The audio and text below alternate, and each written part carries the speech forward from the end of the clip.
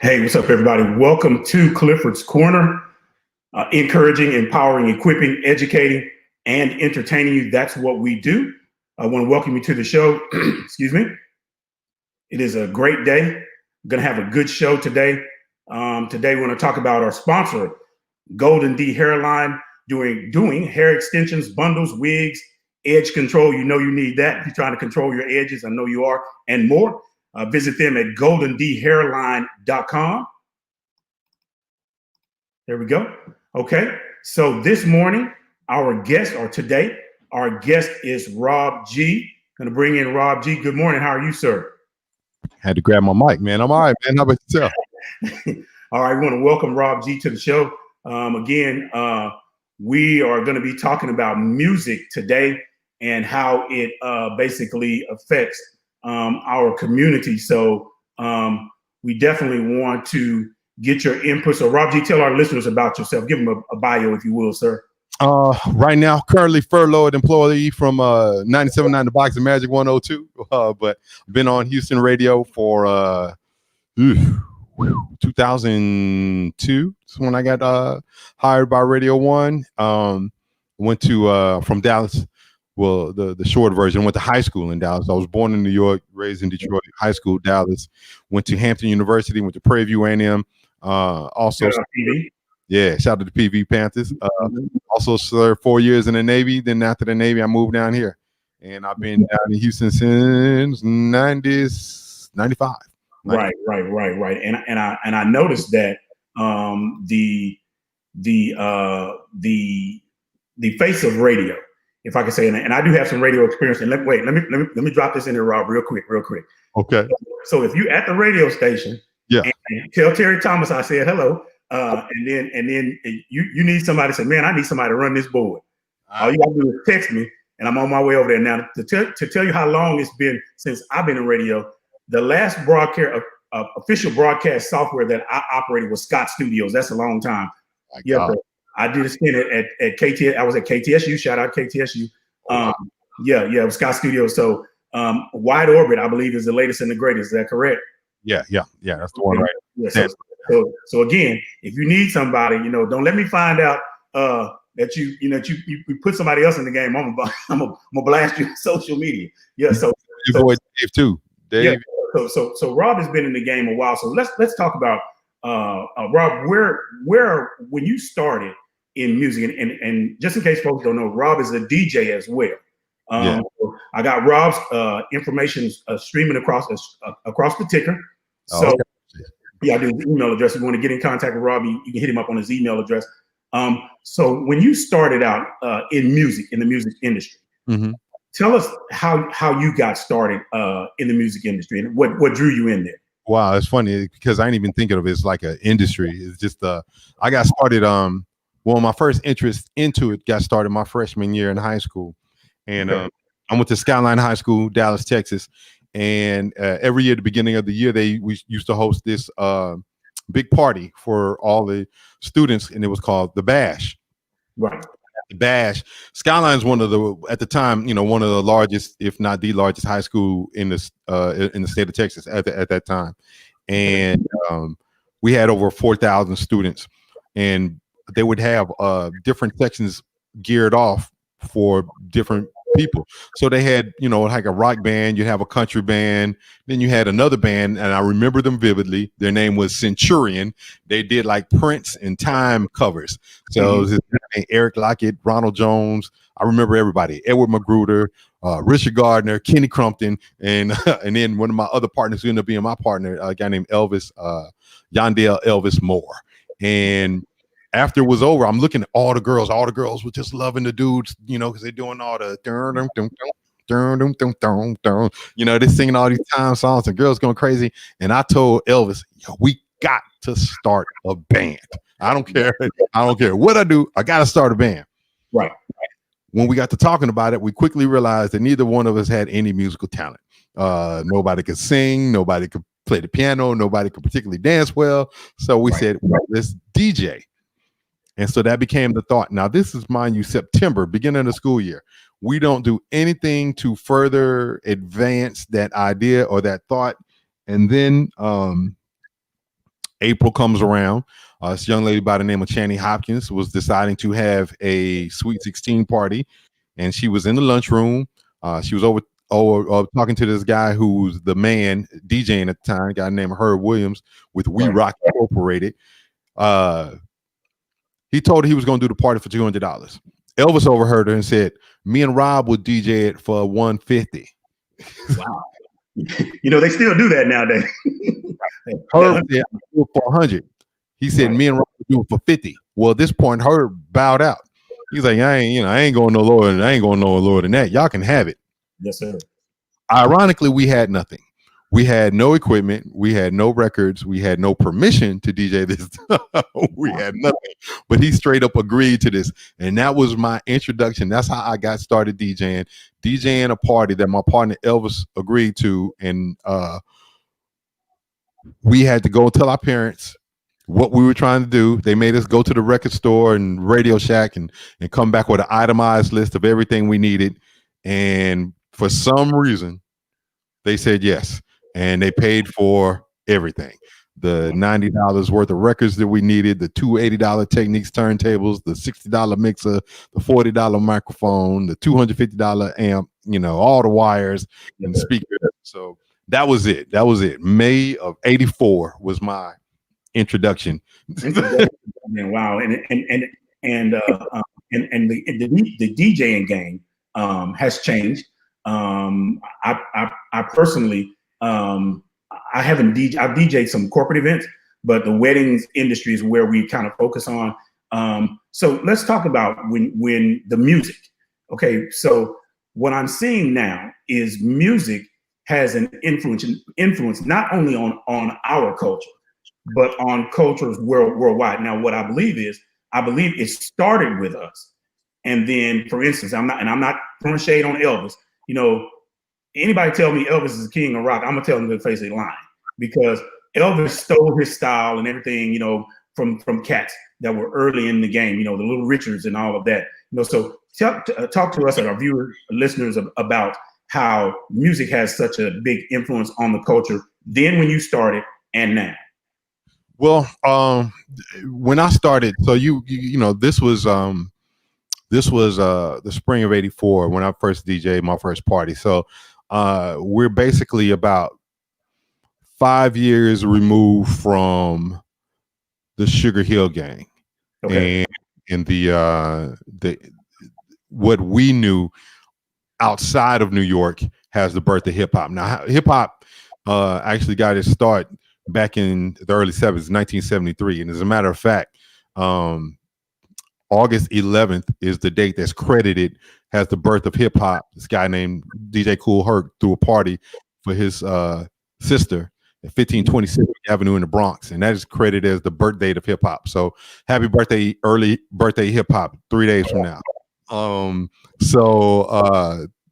For me, starting off, I'm on that beginning edge of hip hop. Like I said, that's outside of New York, because New York had its own thing, and then it spread throughout the country. So I'm Run DMC, Grandmaster Flash, and Melly Mel, Houdini. That's where Africa Bambaataa, Soul Sonic Force. That's where I came in musically on what many consider the mainstream or soon to be mainstream popularity of hip hop. Okay. And so watching it grow from those early beginnings, the Curtis Blows, from the rhyme style to, where it's more intricate, just even a couple years later with Rakim, it's been really incredible to watch the metamorphosis that hip hop has had over the years, from being conscious, telling different stories, about where people live and where they grow up, what it's like to grow up in New York versus what it's like to grow up in LA or Miami or Atlanta. Then eventually, the Houstons and Dallases and Detroits. Everybody's sharing their stories until now. It just seems like only one story is told, or maybe three tops. Right. I was dirt poor. Now I'm on top. Right. I'm slanging all this dope. right, or I'm hitting all these gals. right, And right. And for that, and to piggyback on that, it seems like that is basically what sells. And that's like one of my questions down here. Hey, wait, let me use radio talk. I did my show prep. right. Yeah. And so one of the things I've noticed is that is a popular. It sells.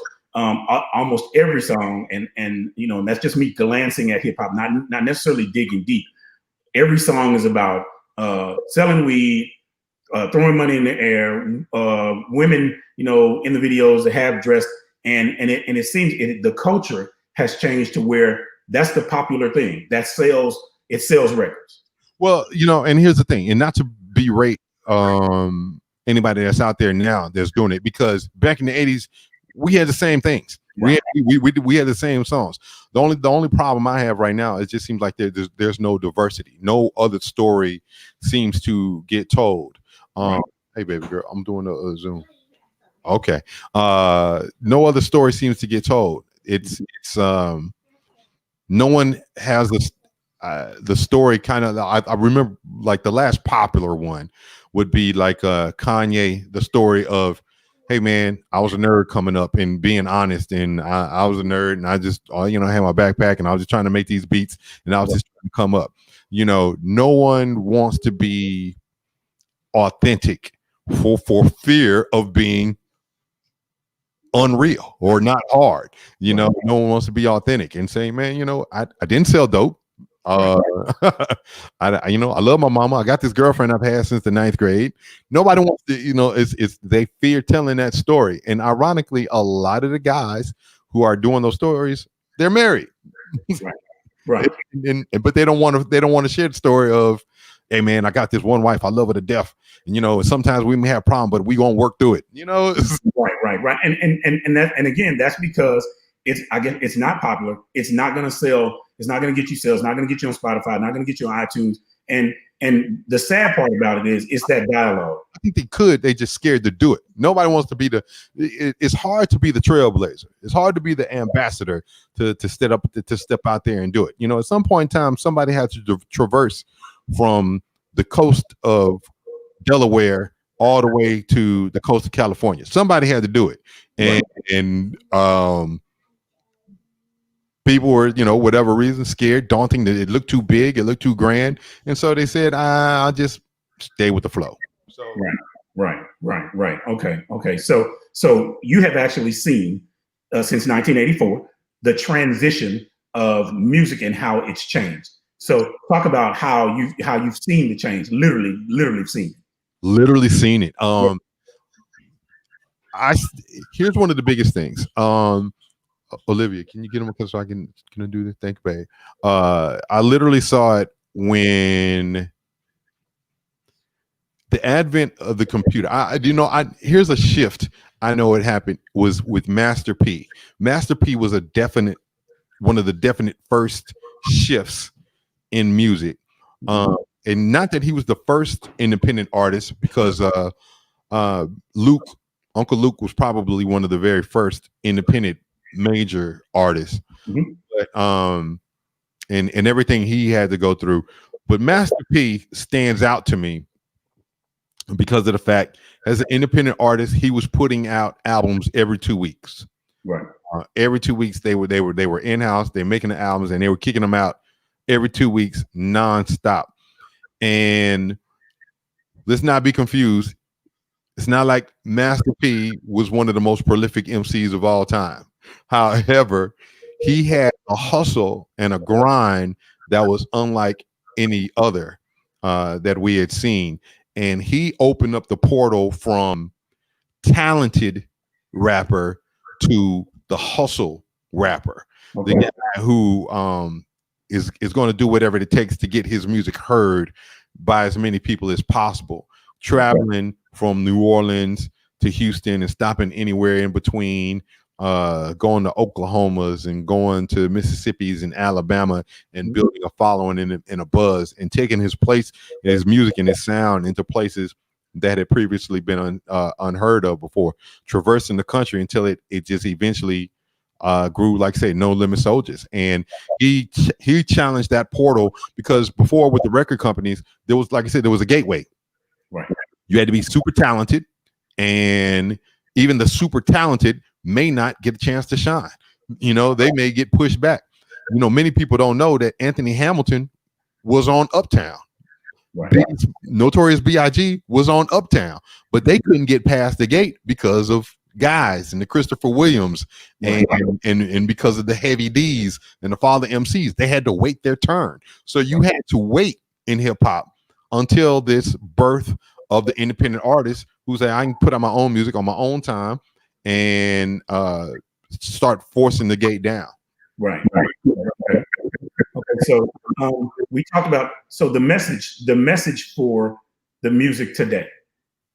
We kind of hit on that. Do you see an avenue where the message can be positive? Give me a verses like, okay, when I don't want to call the negative rapper, when I don't want to talk about rappers, let's just say negative music versus positive music.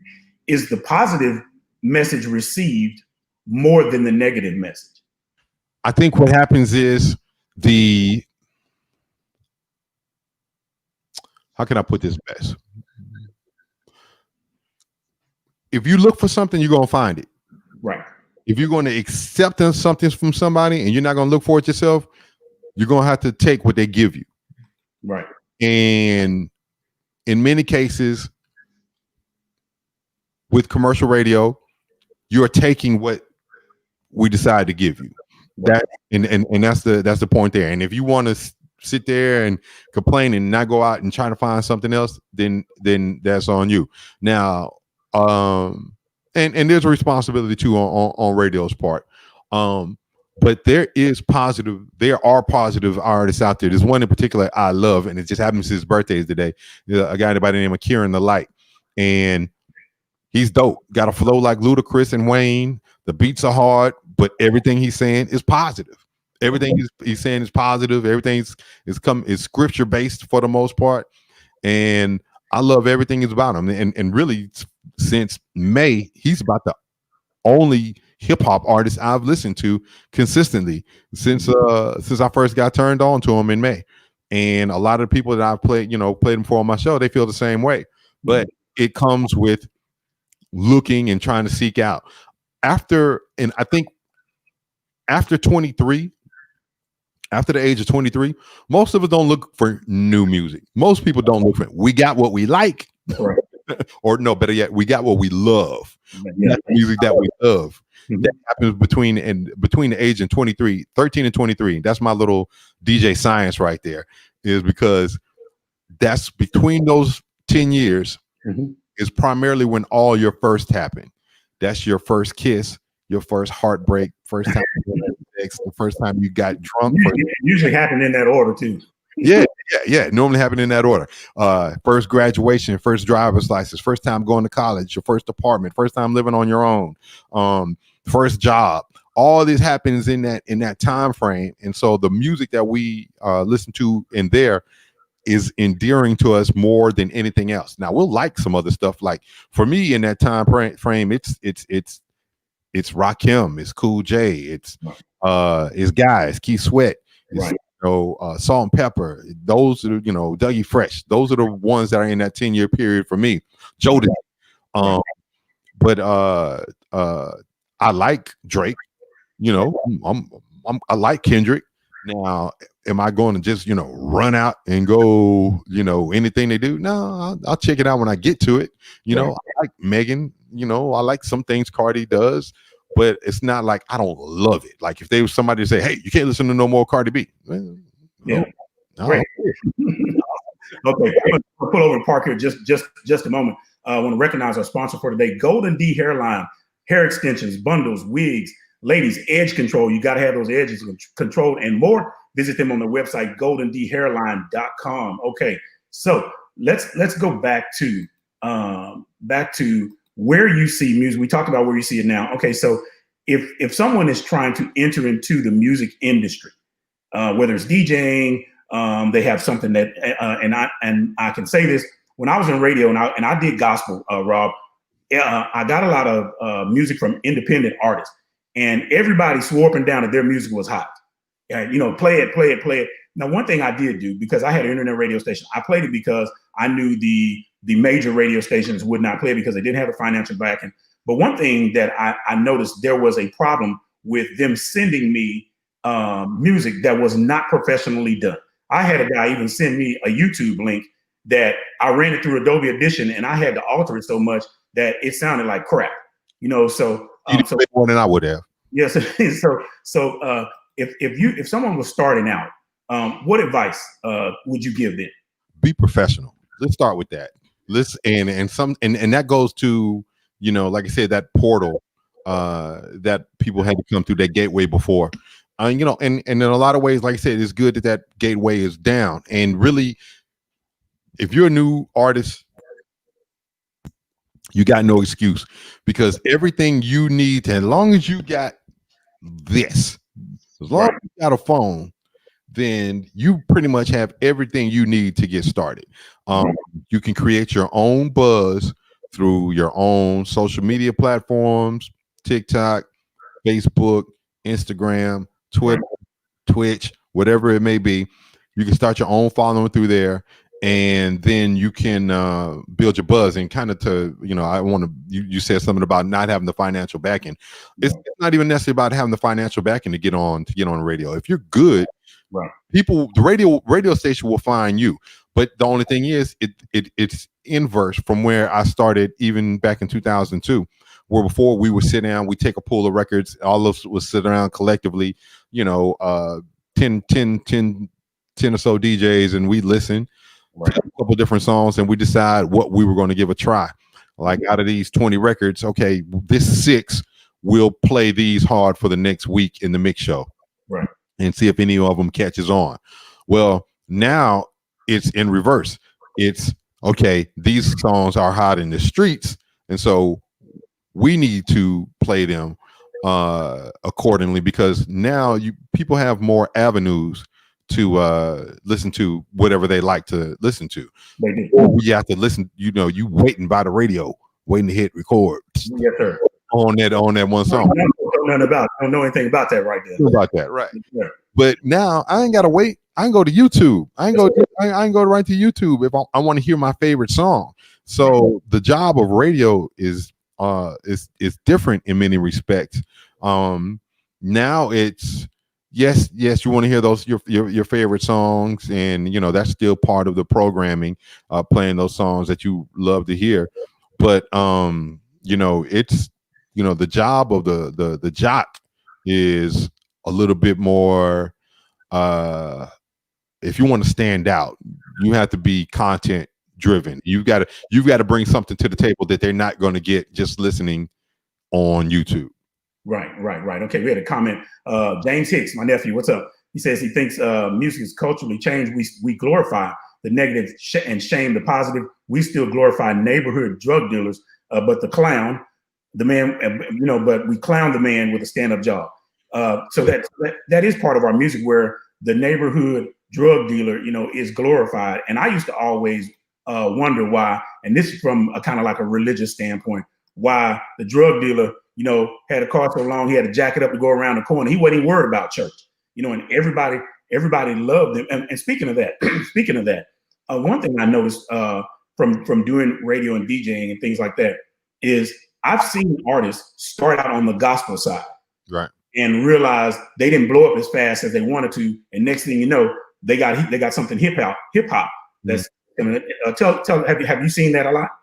I haven't seen it a lot. But I have seen artists switch their styles, right, from one thing to another, because they wanted to do something that they figured was more commercially profitable, right. And I think that's where hip hop lost its way, is the desire to be more commercially profitable. Look, I understand, if you feel like this is your only way out of your circumstance, this is the way you got to do it. I'd rather listen to a bad rapper than have some dude come kicking in my door. I'd rather your rap be trash. Yeah, I'd rather rap be trash and then you knock in cars or hitting old ladies over the head trying to be. I'd rather you try to find your way in that.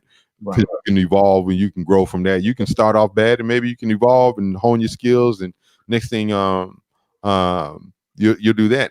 I think the lack of musicality and that stems from music not being taught in schools. Right. The loss of musicality, people learning how to play, learning notes, chords, bridge changes, and song structure.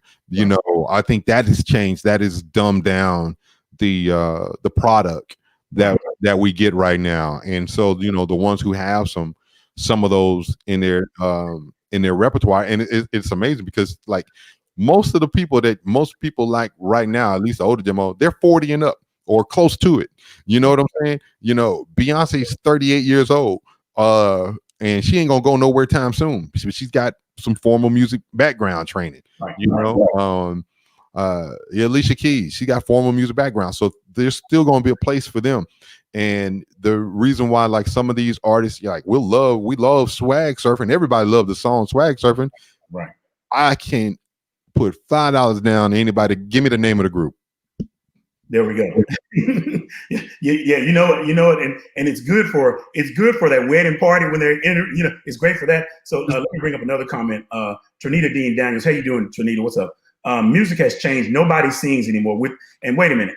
Let me say this for all you people listening. Share this with everybody. Tell them this is not a lie. The Talk Box. Peter Frampton came out with that that is not anything new. Roger Troutman was not the first person to do that. So Trinita says music has changed and nobody sings anymore. Can you speak to that, Rob? No, people still sing. People don't want to listen. People there's still plenty of singers. There's still plenty of singers out there. Just do they sing well? Are they writing? Are they writing their true, authentic experiences? And that's the problem. Right. Singer. The rapper mentality has merged to the singers and it's blurred. It's not distinct anymore. You knew a Maxwell as opposed to a Cool J. You knew there was a difference. But now the line, Chris Brown, is he singing? Is he rapping? Trey Songz, is he singing? Is he rapping? They've and no shade to them, very talented guys. But then some of those same sensibilities, those R&B sensibilities are gone. R&B, rhythm and blues, and the heart of blues is telling the truth. Right. I got tears in my ears because I was lying on my back crying over you. Oh, sweet. I'm gonna go in and tell my wife that here in a minute. Let's see if it works. Nobody wanted to. Yeah, right. Yeah. Nobody wants to tell that story anymore. That's the problem. All of it is boastful, braggadocious, misogynistic. The ones who still win. That's why Uncle Charlie is still winning right now. Yeah, he's winning. Hey, how you doing? He's up there. He's telling the story of courtship and of love. And I think probably at the heart of it, that's what's lost. Right. Love is lost in all the music. Right. And now professionally trained. A lot of people think, okay, singing in church is one thing. Singing old Negro spirituals, singing, leading the praise team, and all that. That's great. But I think at some point, the musicianship comes in when you have formal training. So, would you suggest to someone that's just starting out to go get formal training? Formal training. That's it's kind of hard to tell someone how to do their job. What I suggested, yes, I think it's just like DJing. I think there's, I can pull this down a little bit. Y'all can see my DJ. That's my little DJ controller right there. But my turntable's over there on the other side of the room with the records.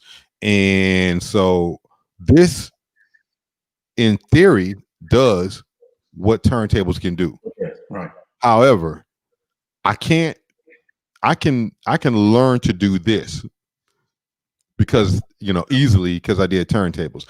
But you can't start on this and then go backwards. It's gonna be hard. It's gonna be hard for you because all the technical things that are there in advance to help you to make it better. Would it be better for a producer to learn how to play the drums than to just get on the MPC? Probably so. Right. But at the same time, the technology is here to help make things easier Right. and foster things easier. I wouldn't. I like it, by the way, too. Yeah. I wouldn't tell my son, okay, here's a cell phone. Now I'm gonna give this to you, but you got to learn Morse code and how to do smoke signals. All right. Right. That's nobody necessarily does those things. And so they're just, they're a product of their time, the time and space in which they were born, and you can't do it. But I think what happens, any true lover of their craft, and that whatever that may be, whether it's sewing, whether it's drawing, architecture, or whatever, they're going to learn all that there is to know about their craft, and they're going to dig further than the technology that's available. They'll learn a abacus and a Pythagorean theorems and what's the little thing you used to put the pencil in, had a little pen in it, and you skirt stuff around. What is it? So they'll learn different things. So that's where we're at there. Where you go there, Cliff? All right, I see a question. I think the glorification of hoism is the biggest tragedy of the misguided glorification in rap today. Yeah. Drug dealers existed already. Little girls wanting to become sexy kittens, booty models, thoughts. Okay. Well, I lost Cliff. So let me look at you. Pia. James, do you feel that with technology, internet, social media, as we now have insight into artists' private lives, it ruins the listener's ability to appreciate true musicianship because we can separate the artist from the human being? It ruins a listener's ability to appreciate true musicianship. I don't think it ruins their ability to appreciate the musicianship. I think musicianship is something you either have or you don't. I think having access to their lives on a consistent basis, it doesn't allow people to be superstars like there once were. Nobody is we don't look at anybody like, oh, I can't believe, because we all have, for those who allow it, we have access into their so much access into their life, and we can see everything about them. So I think it takes some of the shine, it takes some of the luster off of these quote unquote stars. Yeah, some people who don't get on there too much. You got a Jay-Z, he don't get on there much. Beyonce is calculated in the things that she puts out, and so she makes it grand. But when you have too much access, it's like anything. Like, I know I can get that. The same thing if a woman is sleeping with you, y'all been together 10 years and you ain't married her. I get around to it. Somehow it's lost being special or some way. Let me look at some more. Anybody else got a question? I don't know what happened to Clifford. We're on here by ourselves right now. Lee Todd, what you got good? Music has changed. Nobody sings anymore. We did that. I think hip hop, this is from James Hicks. I think hip hop has changed from an era where rappers talked about things that they lived, experienced. Now these rappers are actors. I 100% agree. Or they're at least rapping about what you think, or at least what they think you want to hear. I'm tired of the same struggle trap rap. I'm tired of it. Can't front. It doesn't. Look, there's a place for everything. There's a place for everything there. What happened? Okay. He said he got knocked off. Yeah. There's a place for everything. And there's a place and there's a time and place for that. Like I said, the biggest problem about it with me in hip hop is that there is no balance. Back when you had NWA, you also had a Tribe Called Quest. back when you had a 2 Live crew, you had Heavy D and the Boys. Do you feel the lifestyle that some artists portray sometimes drive their success more than their music ability? It drives their success. Trying to understand what you mean here exactly. The lifestyle that some artists portray sometimes drive. Uh, I think, yeah, wanting to show their success more than their music ability allows them to. You know, we live in a truly narcissistic culture now. You think about all the, like I said, all the access. You're posting pictures of your food just to get likes, just to show, look at me, look what I'm doing. I'm living better than you. You're up in your cubicle and I'm on a beach or on a boat and I got so much money. I'm in the club and I'm throwing it, this and that and other. It's so narcissistic and so show me and look at me. And a lot of people want confirmation, and they want confirmation and they want approval for what and how they're living. You know, you even got some people out there, man, who are doing charitable things, but they're doing it for the likes more than anything else. They're doing it for the likes. So I think that part, the social media part, yeah, that has led to that the social media, but even prior to social media, the technology granted access and tools to people who normally wouldn't have them, you know, to make a record. And now, you know, you can make a beat on your phone. You can record it on your phone. You could send it out on your phone to YouTube and everything else, and well be on your way to your career. So I think, if anything else, technology has been a positive and a detriment to music as a whole. Radio once controlled the music narrative. Now, with all the other outlets, how can we influence the product to be better? I think the only way to influence the product to be better is it's like anything. Don't support what you don't like. Simple as that. And support heavily what you do. You know, that artist that is, you know, that you gravitated toward and you love so much, share them with your friends. Don't just be stingy. You know, a lot of times as consumers, we get caught on the, oh, I'm up on this, you ain't, you know, and oh, I've been listening to so and so. You know, I've been on them since their second album. Well, how come you didn't say nothing to nobody? You know, nobody knows this artist exists, but you know, we want to hold them to ourselves and act like we're so much better than everybody. I think that's a wrong way to go about it. And that's why I want to tell everybody, Kieran the Light. Y'all listen to him. I'm telling y'all right now. You want to be uplifted? You want to hear something dope? Kieran the Light. Kieran the Light. Check him out. I promise you won't be disappointed. He got a new project out today. It's his birthday today. It's called Kieran's Playlist, and you can search for it on iTunes, Tidal, YouTube, whatever you like. His first project, God's Written, dope. Another one, Spiritual Summer, dope. All of it is, it's just, this dude is super talented. And I'm telling y'all now, before he blows up, and then I can be like, man, I've been on him. I'm telling y'all now, y'all will enjoy it. You will enjoy it, especially if you're tired of what you're consuming right now. If you're tired of those things right now. Anybody else got another question? I didn't think I was going to be doing all this. I don't know what happened to Clifford taking over his whole joint. I'll take a couple more questions, and while he get on. Any other local R&B artists that you should be following? I like Kieran the Light. I like this girl young lady out of Austin named Melat, Melat, R&B.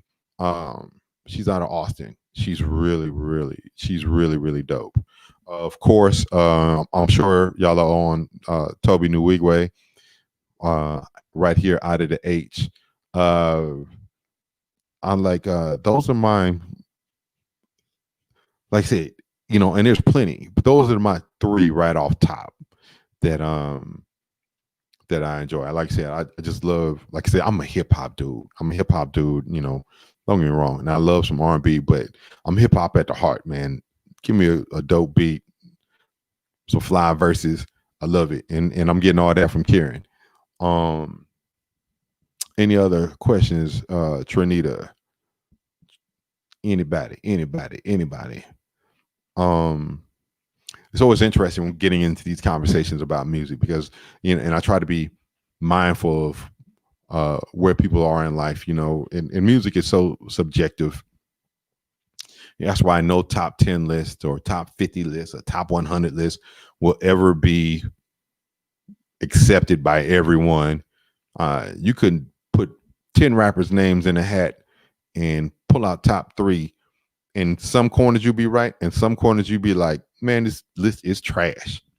So it's so subjective, and I try not to, like you said, down talk anybody on where they are in their life and their experiences. But we can do better. I will say that we can do better, and that's as consumers. We can make a more concerted effort to support the people who are making music that we dig or that feeds our spirit, because ultimately that's what it comes down to. What you gonna feed your spirit? What you gonna put in your? It's consumption. Are you gonna feed your spirit something that is junk food, or are you gonna feed your spirit something that's coming from a tree and fresh from the garden? It all comes down to that right there. If no one has any more questions, then what's up, Renita? Been on the phone with Joy. Hey, Renita. I was on with Clifford. I don't know what happened to him, so I've just been taking questions on music in general. So, well, I guess I'll take this time right now then to promote and plug mine.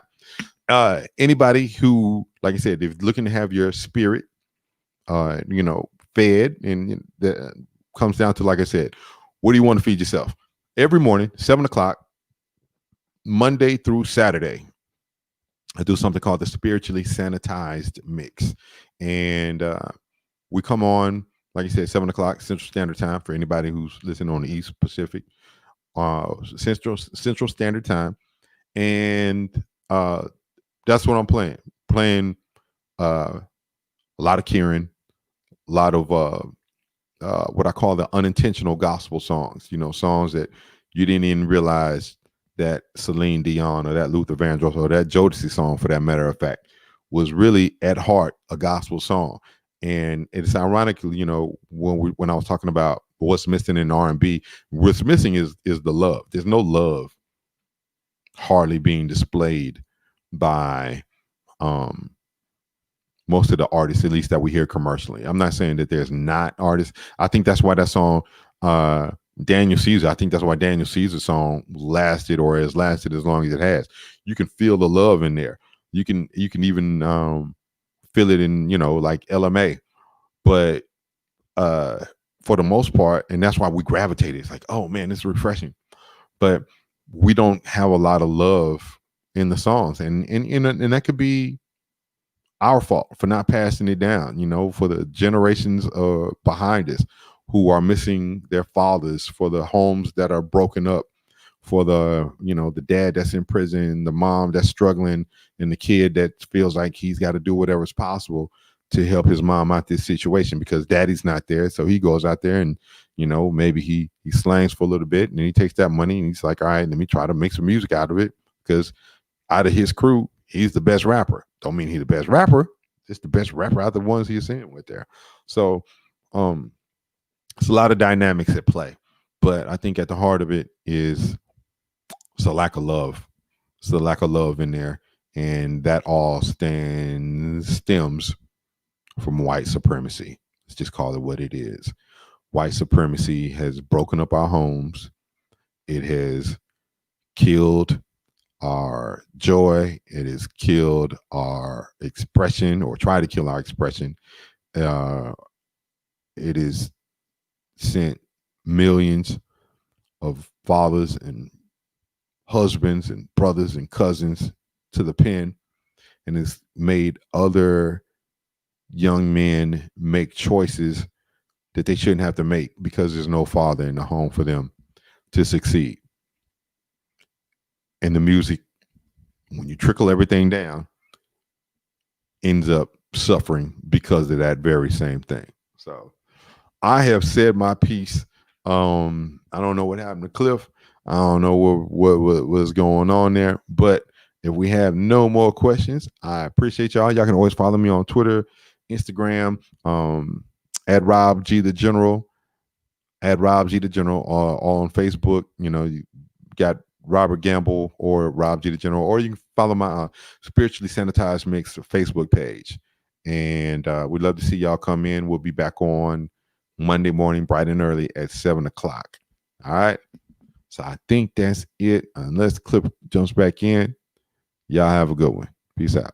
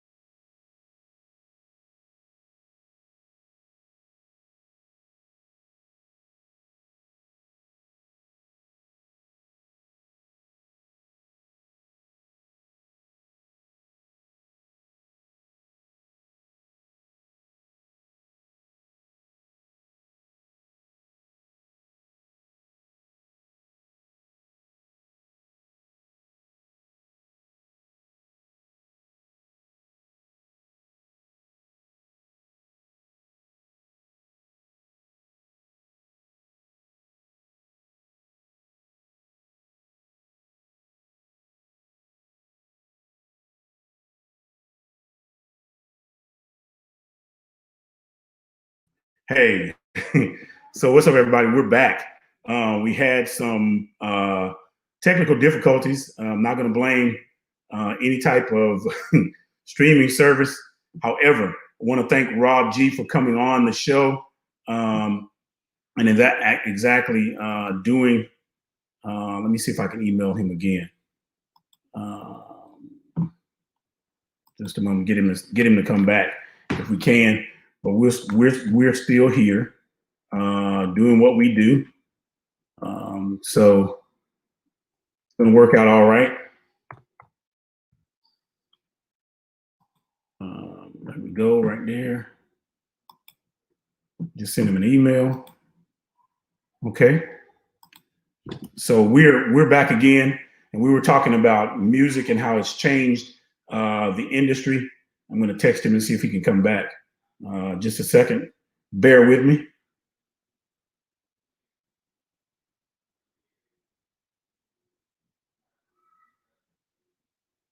Yeah. There we go.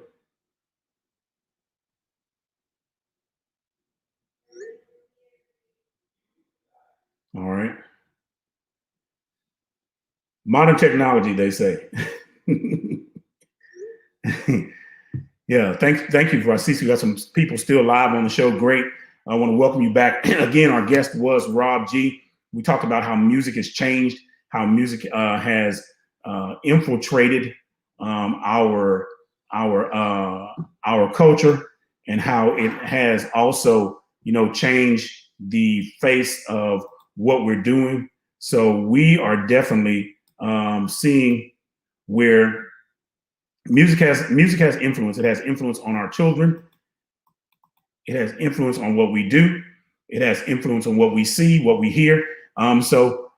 Just parents out there, we have parents out there. I'm going to ask you a question. So if you have children that are listening to music and they want to hear specific songs, and it has profanity in it, are you going to allow them to listen to that type of music to where they are just, I would like to say trash in, trash out. That might not be the right way of saying it, but to me it is, where we allow for, music to influence our children. They don't hear profanity in your house, but they hear it through the music.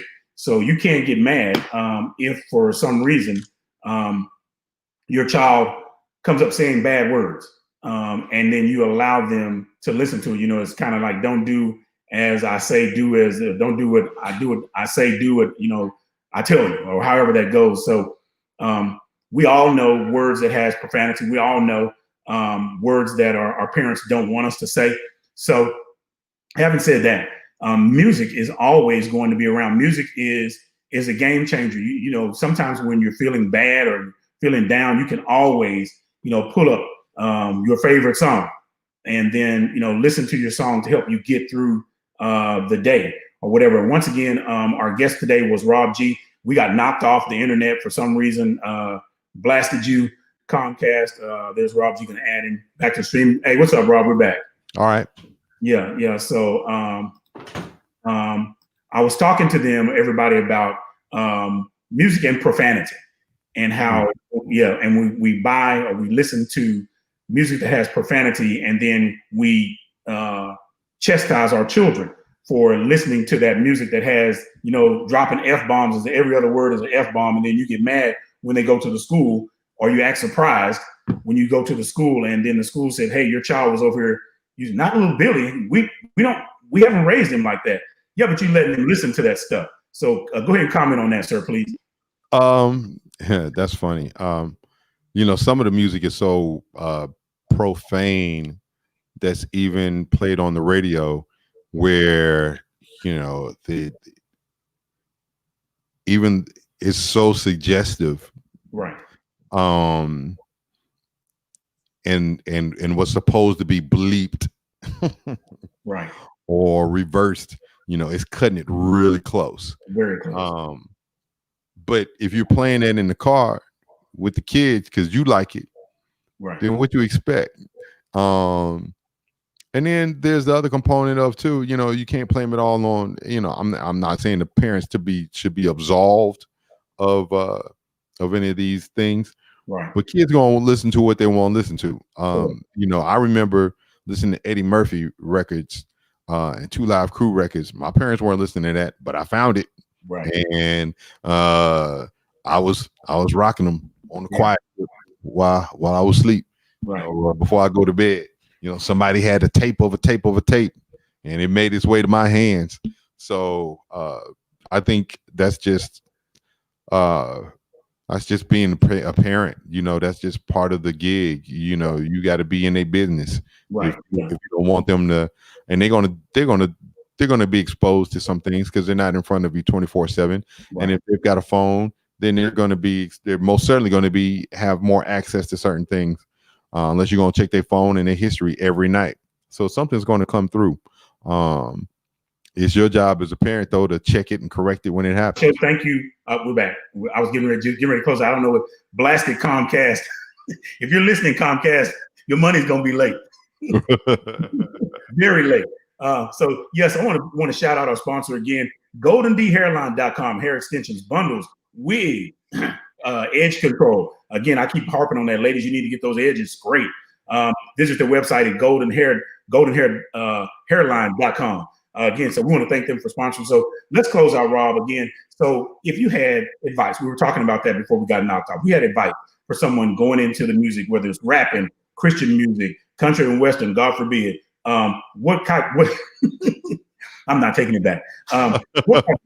What type of advice would you give them, sir? Like I said, professionalism, man. Learn your craft. I think that's probably the biggest thing. People just kind of jump up into stuff, and they want it right now. We live in such a microwave society. Like, I made a song 20 minutes ago. Should be on the radio in 5. Right. What's the hold up? And no one wants to be patient. No one wants to grind. No one wants to build relationships on to help them sustain or get a mentor. Let's go with that. Right. Get a mentor. Get somebody who's done it and emulate them in some way. Put your own spin on it. They've been through the harder times. They've experienced some things that they can help you navigate through to get to your end result a little bit quicker. Get somebody to learn with being okay to be an apprentice. Right.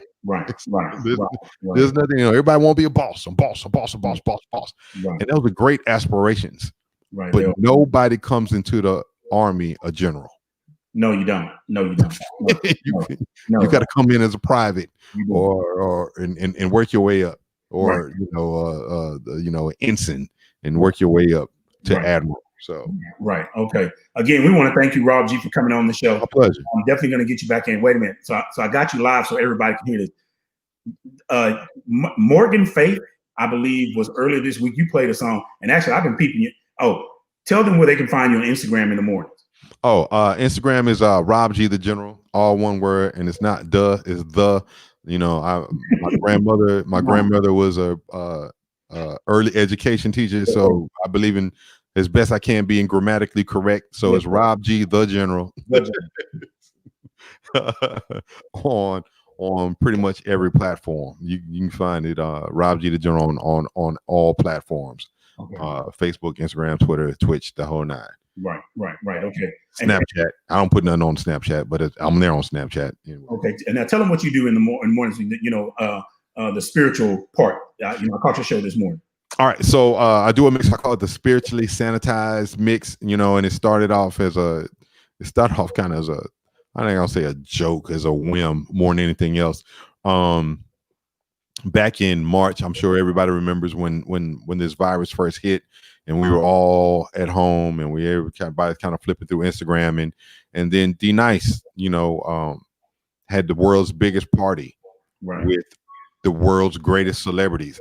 You'd never in your life, most people, been into a party where Oprah Winfrey, Magic Johnson, Michelle Obama, Joe Biden, and all them. You ain't never been to a party where all of them were in the same space. Right. And so that firestorm, or that collection of talent that D Nice amassed. You know, everybody was on there at night, and my boss said, "Hey, you know, nobody's doing any mixing in the morning."